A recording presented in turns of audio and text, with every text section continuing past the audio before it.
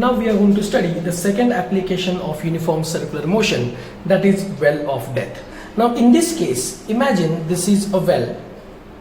These are the vertical walls of the well, and in wall of death the motorcyclist is going to move along the circumference of this wall of this well.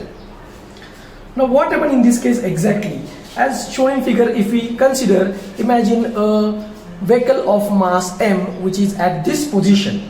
Now when the vehicle is at this position and imagine it is moving with the velocity say v, then in this case the number of forces acting on this vehicle is the very first force is its weight mg, which is going to be acting vertically downwards. The force of friction between the wall of this well and the tire of the vehicle is going to be acting vertically upwards,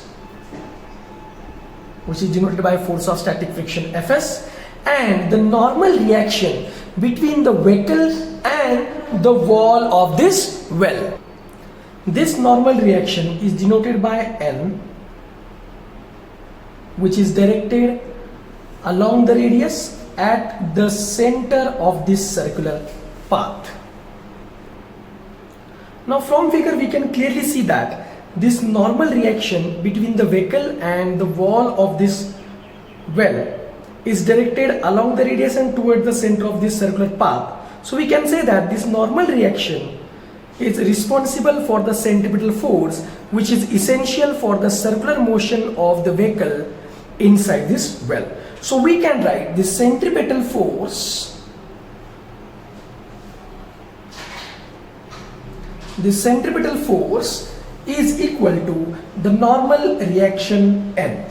So the centripetal force, we know the formula, that is mv square upon r, where m is the mass of the vehicle, v is the velocity with which the vehicle is moving, and r is the radius of this circular path or the radius of the well, is equal to the normal reaction N. Let this equation as say equation number 1. But we know one important thing, and that is this force of static friction which will exist between the tires of the vehicle and wall of this well should be always less than or equal to mu s into n. But from figure we can clearly see that this component of force of static friction, this vector, it is balanced by the weight of the vehicle, which is mg. So we can write, but this force of static friction Fs is equal to mg. This we can observe it from the figure. Therefore we can write mg is less than equal to mu s into n. Therefore now we are going to substitute the value of n from this equation 1. From equation 1 we are going to substitute the value of n, normal reaction, that is mv square by r, in this equation.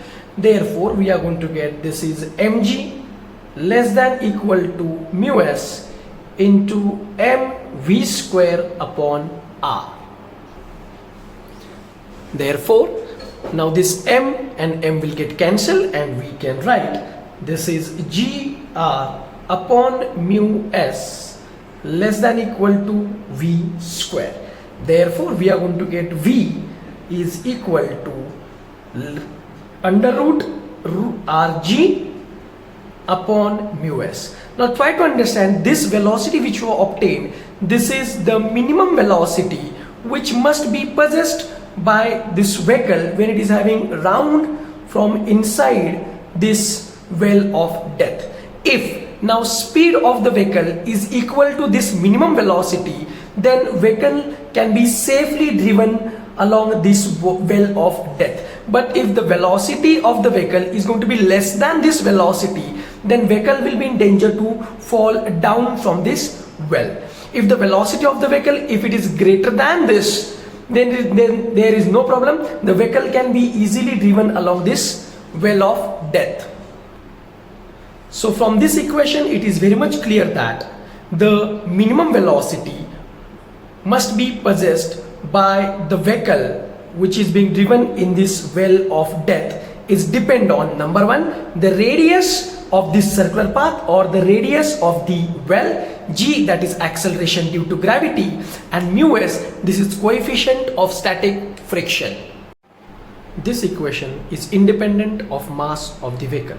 It means this is the minimum velocity which is applicable to all types of vehicle irrespective of its mass.